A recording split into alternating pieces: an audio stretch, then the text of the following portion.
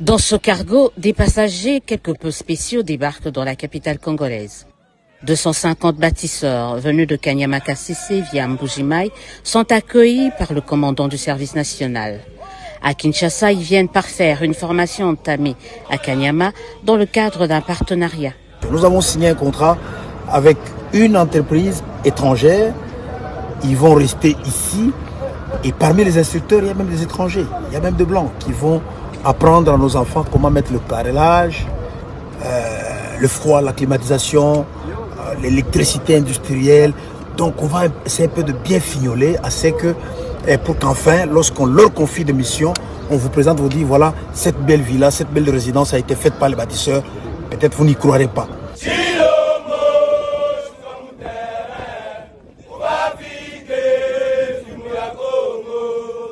Cette première unité spéciale regroupe en son sein des ex-colonats issus de plusieurs zones géographiques et linguistiques de la République démocratique du Congo. Nazalaki na province Équateur na ville Mbandaka. Ibena simao bena pika Kanyama-Kasese tunakuramba non. Le pays est vaste. Nous sommes tous Congolais. C'est pour qu'on arrive enfin à extirper de la tête de nos jeunes le fait que non, moi je suis né à Lubumbashi, je suis Katangé, point barre. Non, le pays est vaste. Tu es né au Katanga, tu es Katangé, mais partout c'est chez toi. Tu es né à Kinshasa, tu es né au Kasaï, partout c'est chez toi. Si notre jeunesse n'est pas préparée à cela, nous avons vraiment besoin de faire ce brassage national. Il n'y a pas de stigmatisation, il n'y a pas de tribalisme, il n'y a pas de régionalisme au service national comme le mot l'indique.